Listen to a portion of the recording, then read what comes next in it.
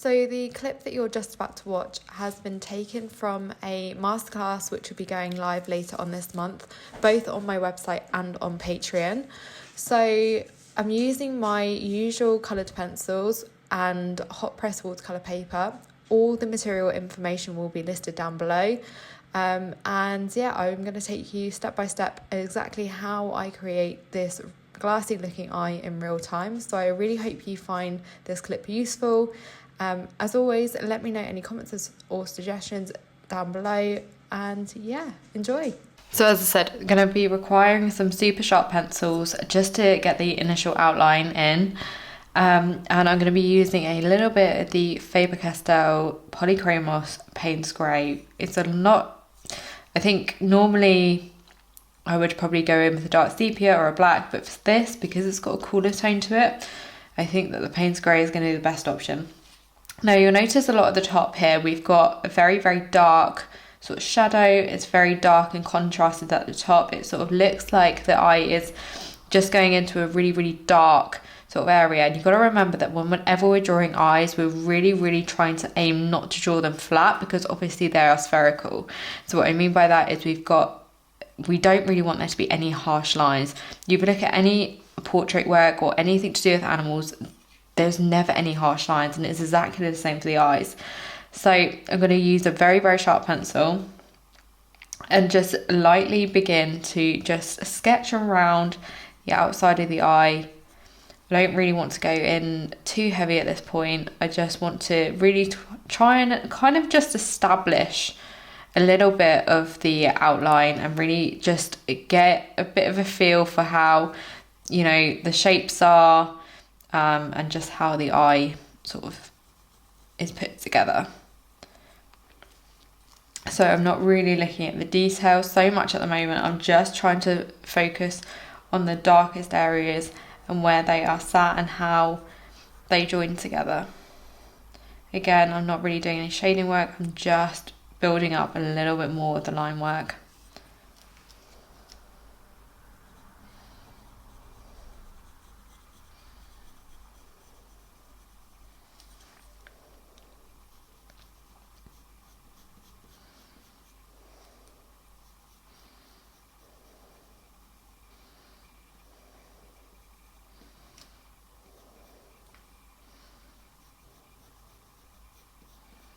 This is why I think it's very, very important to try and get a really, really accurate line drawing in first, because it's going to make it so much easier to kind of establish where your coloured pencil needs to start going. Now, obviously, I'm moving a few bits and sort of adjusting as I go, because, well, I can kind of just see different things now I'm beginning to draw it in than I could when I was just creating the line work.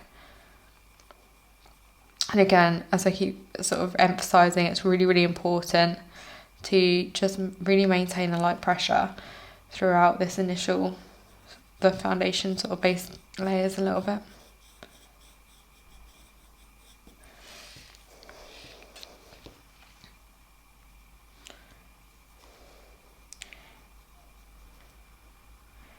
So I can see there's also sort of quite a cool tone within the pupil, so just lightly, again, not pressing hard, just trying to establish a little bit more.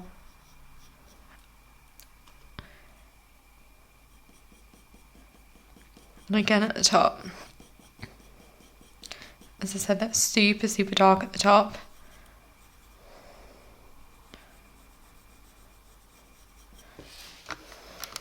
Okay, so another thing is to just gently take an eraser. It could be any eraser, but I just like to use a putty one because I get a little bit more control. And I'm just going to dab over the top of the lower part of the line work, just so it just lifts it off slightly, but I can kind of see roughly still where I need to go with my pencils in order to keep the line work in and the shapes. So the way that I kind of like to build up eyes is, I know some people might go in with like a more browny tone, but I really like to start off with my lightest shades. And because I use a surface that can take so many layers, I like to just go in with a light layer of just whatever colour I think I can see underneath. Now, when I say I think, that's really, really crucial, because ultimately you might see colours in something like this that I don't, and vice versa. And because we're using a very, very slow method of building up our base layers and till we get to our final layer, it's a really, really quite forgiving way of working. So ultimately, it doesn't really matter if, you know, I end up putting down a colour that maybe isn't 100% correct, because it's so light, we're using such a light pressure. So I'm going between using a little bit of the burnt sienna 10% and also a little bit of the burnt ochre 10% from the luminance. I absolutely adore using the luminance because, again, they're super, super buttery.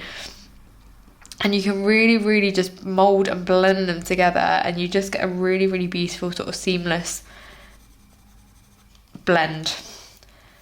You'll notice that I am leaving out those lightest areas at the moment, and I'm doing that on purpose just because I want to build up those darker areas.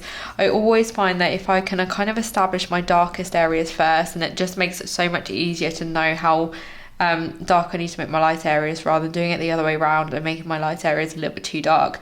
Because one of the most important factors when working with coloured pencil, or any sort of medium for that matter, is we really want to make sure our values are correct. So we really want to be making sure that our darks are dark and our lights are as light as they need to be. And that's going to really create the illusion of depth, which is going to give us the illusion of realism.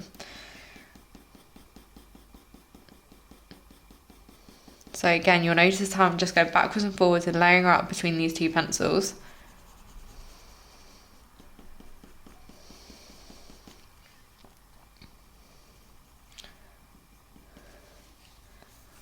And again, at the top, it's a very, very dark shade.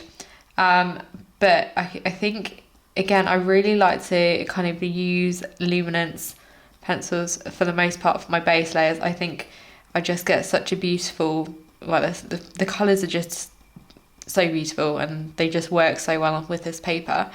So I'm using some of the darkest Payne's Grey from the luminance because, again, it's got a little bit of cooler tone to it.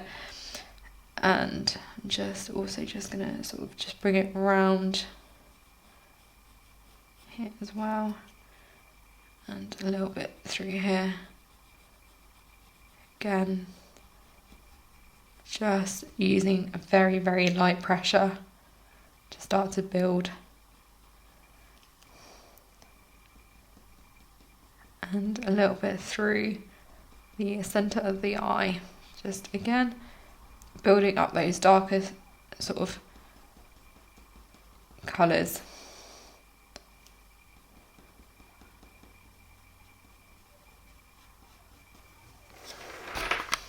Right, and as I said, there's no sort of right or wrong colours to be using when we're working this way, because we can just build everything up very, very slowly. So I can see that in the darkest parts of the eye, there's almost like, well, in this sort of lower section, it's almost like a reddy brown tone. So I'm just going to lightly layer in a little bit of caput mortem. And again, I'm just using tiny little pencil strokes and also circular motions just to cover the surface. And then in those darkest areas, which is kind of more towards where I've put that little bit of Payne's Grey, I'm going to just put a light layer over the top of the Payne's Grey and also a little bit into this lighter section, well, the lower section where we put those luminance base layers down, the oranges and the oranges and the pinks, with a little bit of caput mortem violet. And again, this is just going to give us that really nice, rich, reddy kind of tone. And at this point, obviously, we're still working with very, very light layers.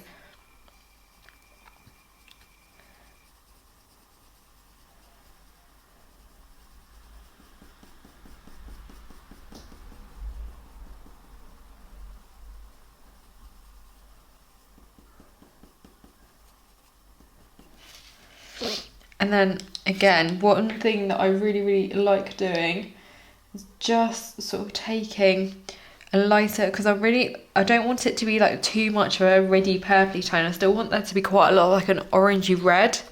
So I'm going to take a little bit of the burnt sienna from the Polychromos, which is a little bit more orangey, and I'm just going to use this to sort of not necessarily really push down and blend and sort of burnish, but I just want to add a little light layer down here. And again, I will end up going over it again with a darker colour, but I just want to get a little bit of that orangey reddy tone in, as well as those deeper. Sorry, the doorbell went and I was really interrupted. But I'm not necessarily trying to like push to burnish, I'm just trying to really just kind of just establish a little bit more of that reddy brown tone. And as I keep saying, just building up the colours this way just gives us so much more control. So again, just using a little bit of the Caput Mortem Violet just into those dark, where we're going to be going in with those darker colours. And again, this is all about building and layering, because one of the things that when I first started using coloured pencil, I would just kind of see the shapes in the eye or different colours, and I'd literally just put like a little bit black here, a little bit of like a brown here, and it just, I could never work out why my eyes didn't look glassy, they just looked really flat. And it was because I really wasn't correctly layering, so I wasn't putting in sort of really, I was just joining the colours together, I wasn't layering them. So that's one of the most important factors. And also really get to know the colour wheel and understand colour theory, because ultimately the reason why eyes always mostly look super contrasted and super glassy is the fact that they've got really dark browny orangey tones, and then up here we've got this blue. So if you look at the colour wheel, these two are pretty much on the opposite end of the spectrum, which is why eyes, you know, they are so striking. So that's why it's really important to, even though this area looks super black through here, just use almost like different hues and different hidden colours to really establish the depth. It's really going to help. Don't be afraid to sort of take your blue tone a little bit further down into your oranges and browns as well. Again, it's just going to help with the depth. Now over this side, I can kind of see there is a lighter kind of shade, and obviously through here it is a lot lighter as well. So just going to use, this is always like a bit orangey pinky. So one colour you might want to use if you were going to go for those really light layer first would be a little bit of pink white, again also from the luminance, and then we're just going to layer over the top some of the burnt sienna 10% and some of the burnt ochre 10%, and also just really pay attention to where the colours blending and fading. It's quite a harsh line through here, but it blends and fades into those darker areas over here. So we really want to be making sure that we're pushing a little bit harder on this side. Another colour that I'm going to be using is some of the chestnut from the Pablos, which is ultimately like a hybrid. It's like a halfway house in between the Caput Mortems and the burnt sienna.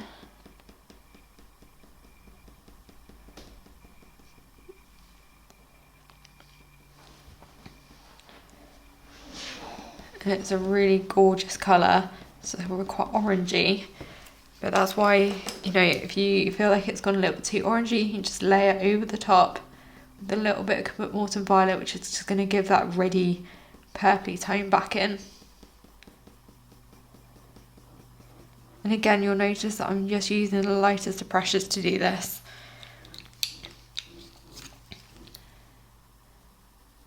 And then I'm just going to glaze a little bit more of the burnt sienna, 10% from the luminance over the top.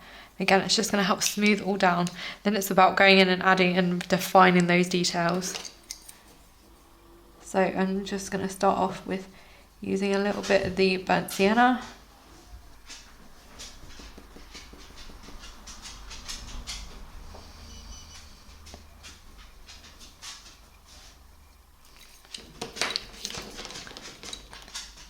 And a little bit of the Molten Violet at the top. Just blending.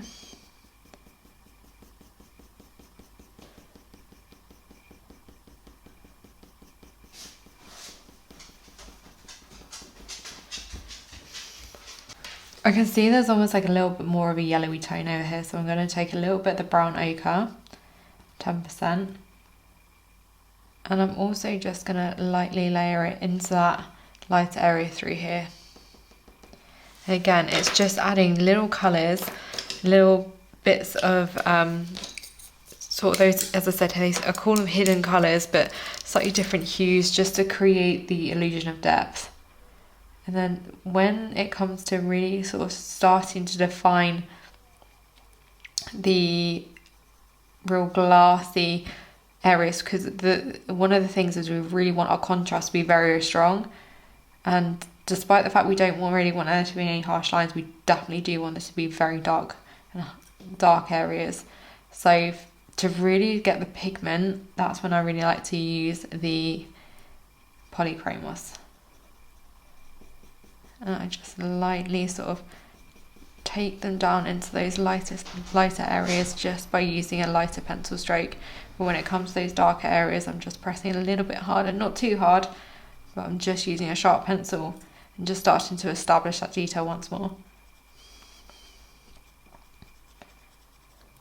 And there's no point in sort of beating around the bush when we get to the top.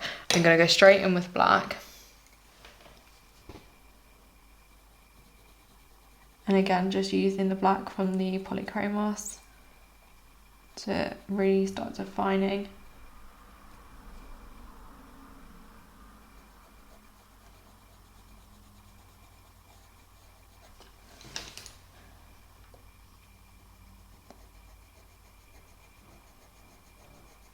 Those darkest areas. I don't want to take it too high at the moment because I want it to sort of blend everything out. And I can just take a little bit of the black over the top, those darker areas in the pupil, and a little bit down.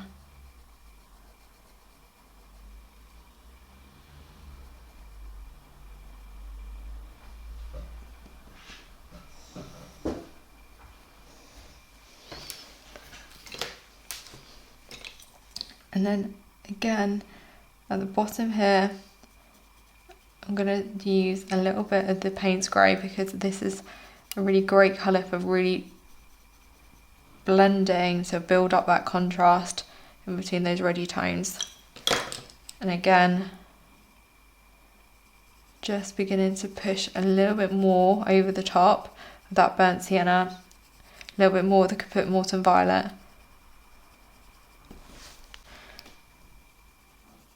And then just using a lighter pressure as we start to build into those lighter areas.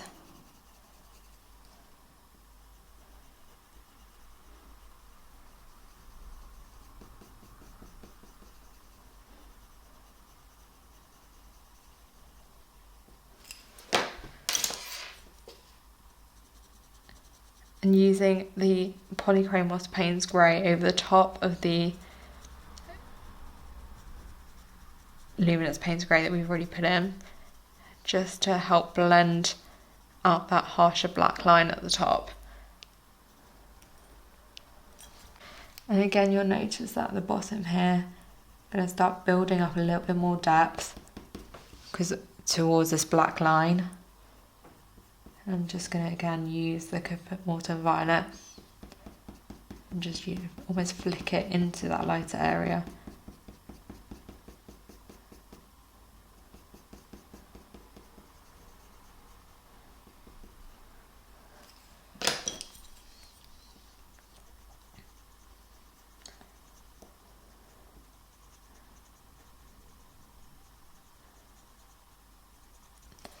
And then again, just really going around the eye and redefining some of those darker areas. Now we have kind of beginning to establish how it's all sort of coming together a little bit more with the Payne's Grey. A colour that I think is completely invaluable are the sepias from the luminance, and I really love to use them on the inner parts of the eye. So you can see that this area is a little bit lighter. It's also got a little bit of like a grey kind of tone to it. So I'm just going to take some of that sepia .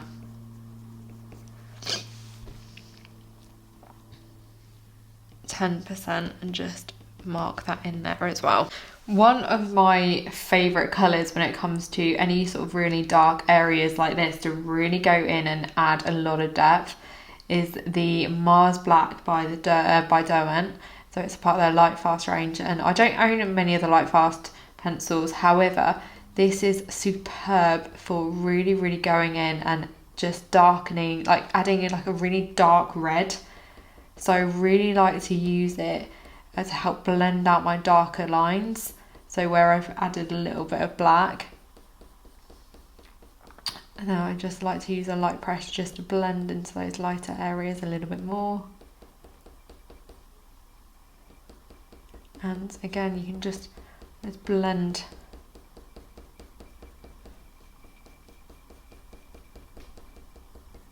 into the pupil here. Not the pupil, but sort of like the centre of the eye, and again just over a little bit of that brown ochre that we put in, and ultimately you can just take a little bit more of the brown ochre, just blend it back. So don't be afraid to sort of lay your pencils backwards and forwards a little bit. I know it's quite controversial, and then obviously you can't really, especially on a surface like this, you can't really lay light over dark. However, if you sort of just do it very, very gradually and carefully, I think you do get a really, really nice result. Again, I'm just going to add a little bit more black, and also one of my absolute favourite little hints for an area like this, or even working on any area that has got like a real dark bluey kind of tone to it. I love to use a little bit of the dark indigo from the luminance. This is just makes your dark super, super dark, but it gives it that sort of blue hue, which is just beautiful, and it really, really helps build up that contrast. So I really love to work around any areas that have got a cooler sort of dark tone to them, and just glaze this layer over the top, and it just creates the most beautiful dark tone. Because sometimes working with just black, it can look a little bit flat, but this just gives your black tons of life, in my opinion.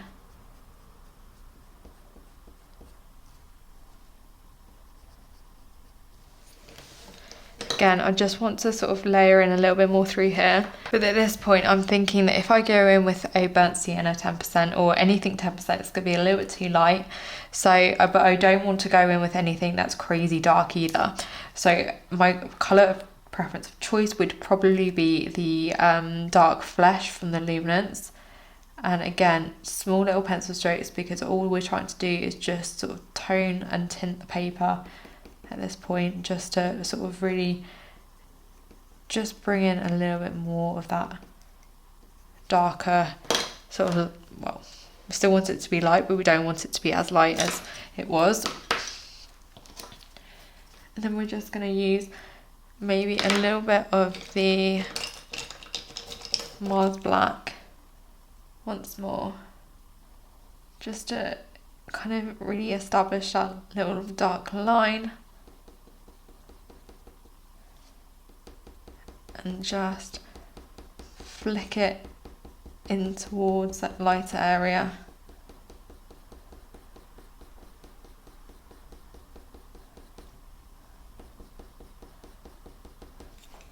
And then just layer once more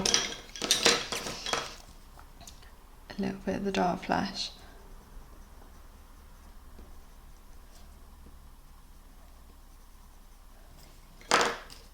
And you could also use maybe like a little bit of the sepia 10%, just to add a slightly warmer tone. But again, at this point, we're just glazing over just to create that smoothness.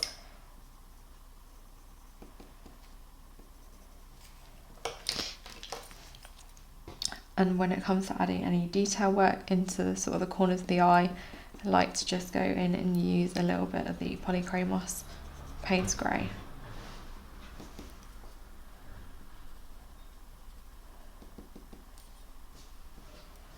I like to come in with a sharp black.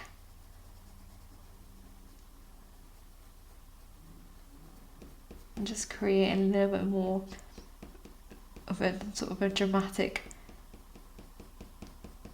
tone. But again, we don't just want to create a sort of a harsh black line, so I'm just gently flicking and blending, using tiny little pencil strokes, my black in a little bit more.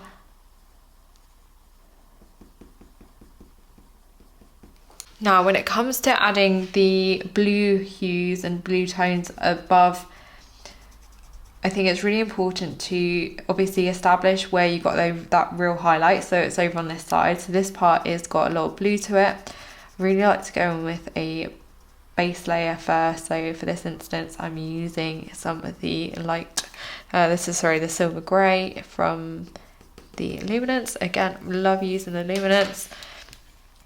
And then I'm just gonna gently take some of the sky blue from the Polychromos. Because you've put a base layer down, you might have to work a little bit harder than you would have done if you hadn't, just to get a little bit of colour down. But again, I'd rather work in this sort of more gentle approach, because it's just, it's a little bit more forgiving working this way, in my opinion. Ultimately, we still have got a lot of detail to go in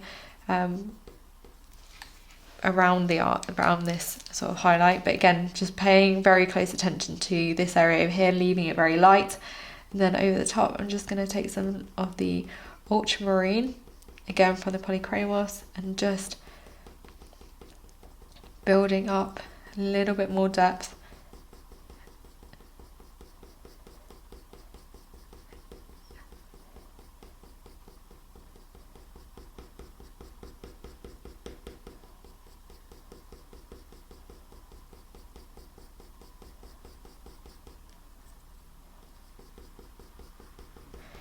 If you struggle to really get that much pigment down, I would always recommend just sharpening your pencil. So that tends to make such a difference, because already I'm getting so much more pigment down just by giving it a little sharpen. I'm also just going to use the ultramarine just to come around and pay close attention to any of those really darker areas.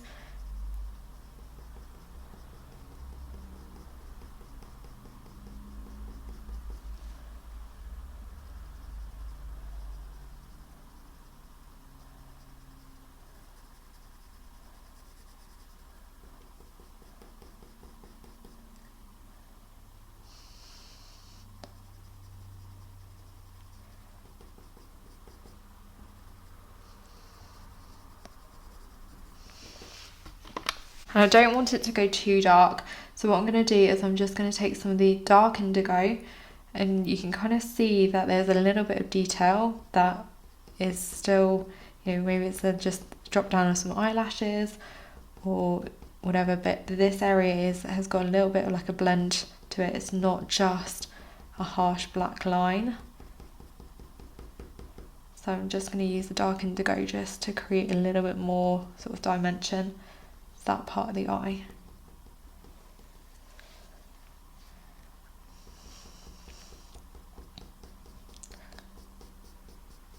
And also just blending a little bit of the dark indigo over the top of where we put the ultramarine. Again, it's just going to help create a little bit more of a deeper feel.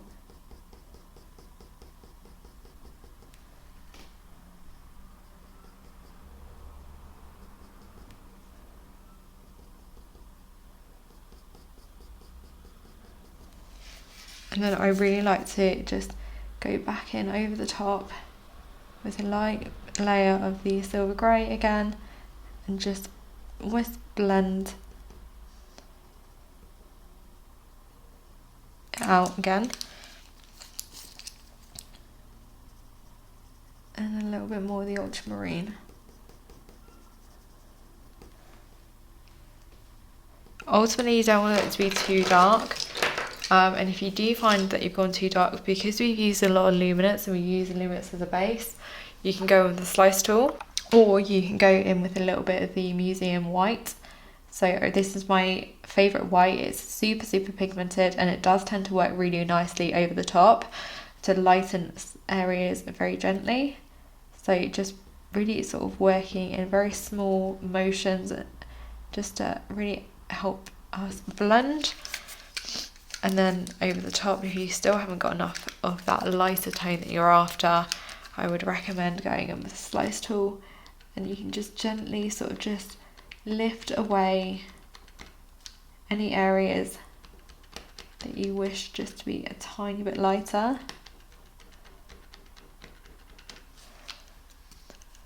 And then you can just use a bit of sky blue or whatever over the top. I always think as long as you've got enough contrast down, then everything seems to look relatively okay anyway. And also by the time we finish, just adding a little bit of walnut brown to this area down here. Again, I think it's just adding little sort of hints in different colours to really just help emphasise how dark this area is without going in with black, because it's not black. So using a little bit of walnut brown and then taking the Mars black over the top. And again, the same that goes over this side. So walnut brown.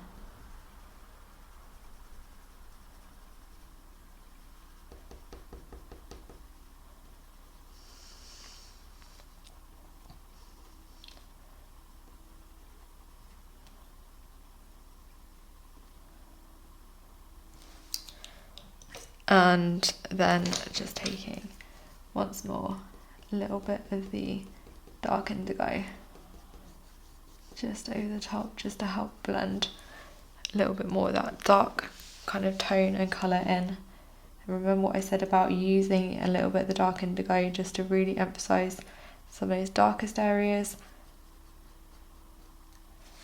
and then going over the top of it with a little bit of Mars black just to help blend into the eye, just so it's not that harsh line.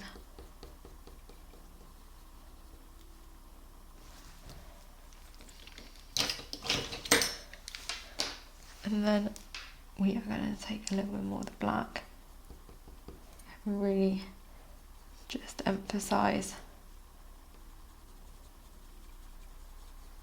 those darker areas once more.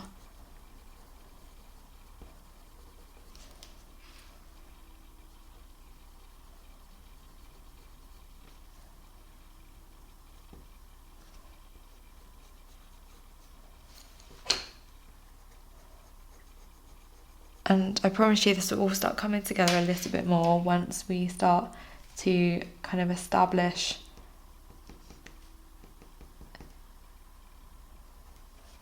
the around the eye. So for that, I'm gonna just take once more a little bit of the Payne's Grey.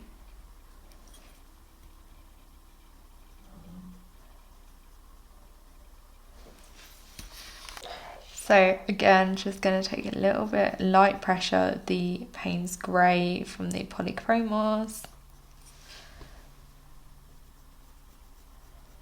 Just gently put in a light layer of that. And just paying close attention to sort of just any bits of detail. Just lightly mapping them out.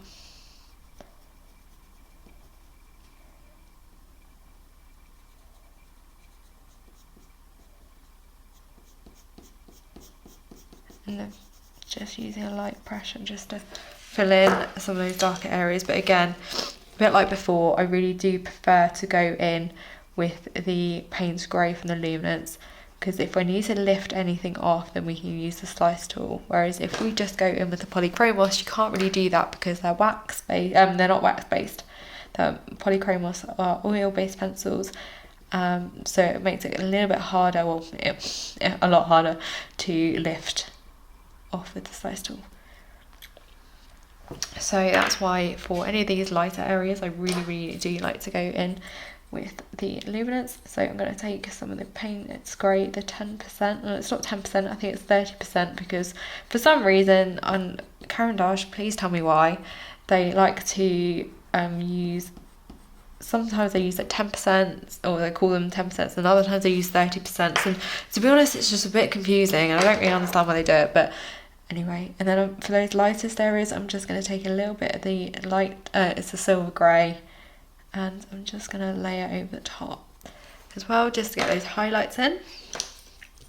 And then again, just going back over once more with a little bit more of the Payne's Grey, just from the polychromos, just to emphasise that harsher, darker line.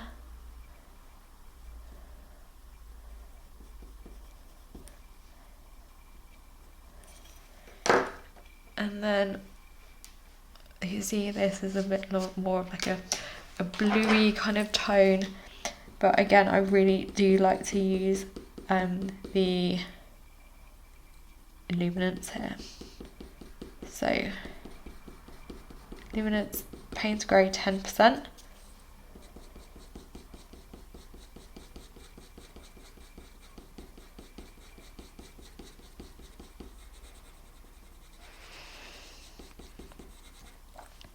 And again, just going to take this Payne's Grey all the way around, and obviously leaving out a little bit here. I'm going to take it around.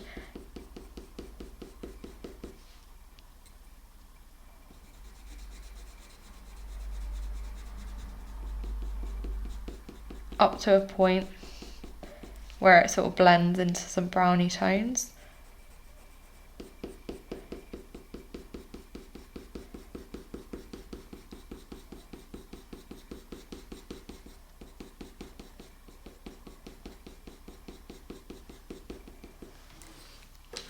And again, I'm just going to take some of the Payne's, not some Payne's Grey, some of the sepia 10%, just to start to sort of fade it off a little bit, where it's going to start going into a more of a brown tone.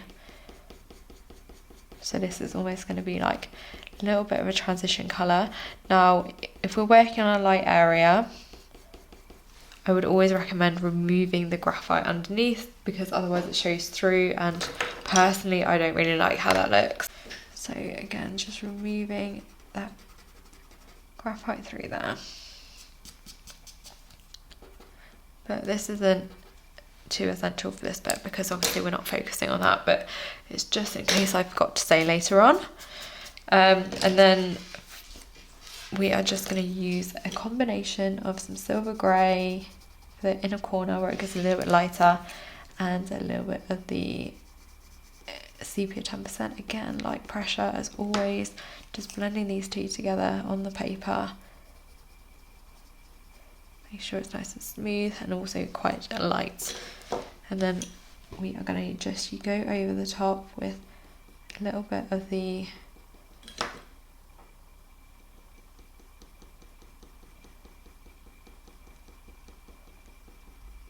Payne's Grey. This is the darkest Payne's Grey. And I'm only using a very light pressure to do this at the moment. And I'm just going to blend once more a little bit of the Payne's Grey 10%, make sure it's nice and smooth.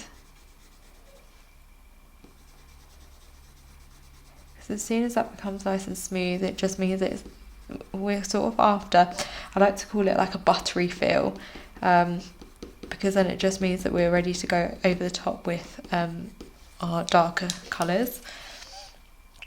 So I like to really go in. I mean, ultimately you can go in and use maybe a little bit like Indian Serene, just to give it that really sort of nice bluey kind of hue, but you only want to use this very gently, sometimes it can look a little bit almost too green. So just use it very, very sparingly. I just tend to be honest, to prefer going in with my Luminance Payne's Grey, just to begin to darken up, and using the Luminance a bit more. And ultimately we are just after the contrast, so just try and pay more attention to the shapes that you can see rather than the detail.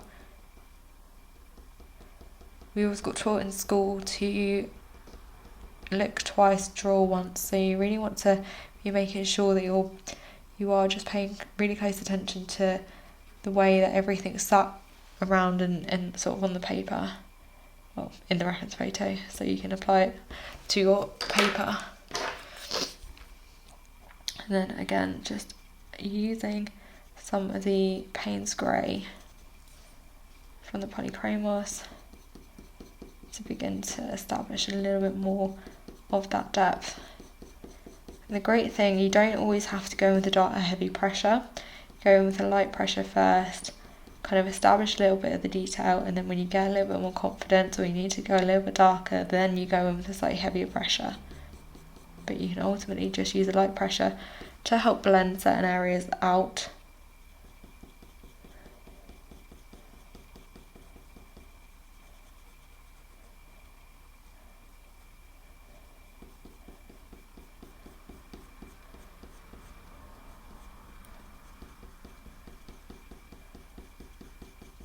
And just, again, paying close attention to how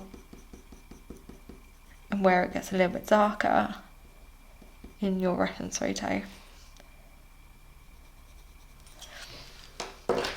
And then once you have kind of established that, then we can start going in with a bit of black to kind of establish a little bit more of the depth.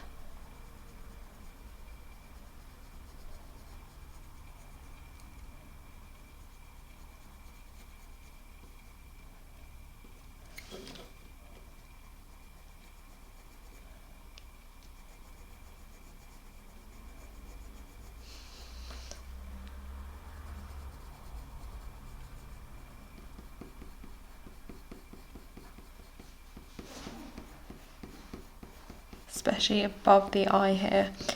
As I keep saying, it's mostly more about making sure we've got a real dark contrast going on.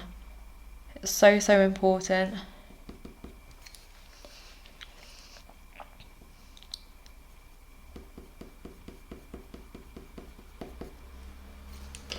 And like I said before, you can go over the top just to really emphasize those darker areas with a little bit of dark indigo as well.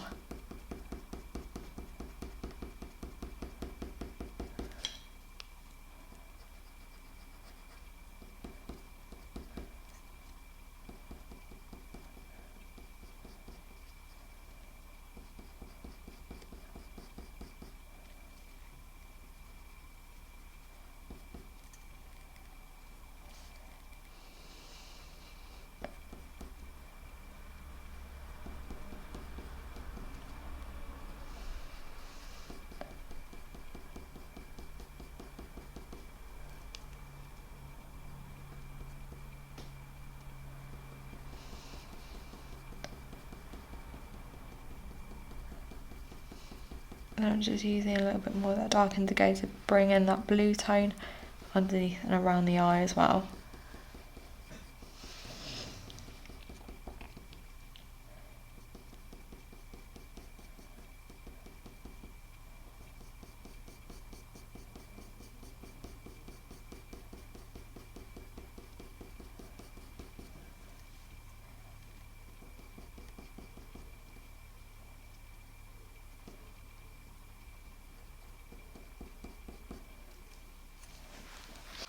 And then we are going to use a little bit of the Museum White to come into that highlight underneath the eye there, and just add it in. And then just re-emphasising those darker bits with a bit of black. Just making sure that you're blending out as you go.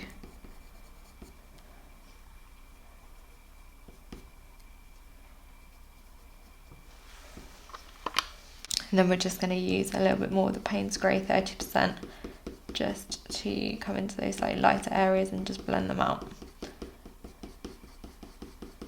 Because again, this is just going to create a really nice smooth surface to go over with some details. And then we're just going to take the Polychromos Payne's Grey, because again, the Polychromos are great for adding little details.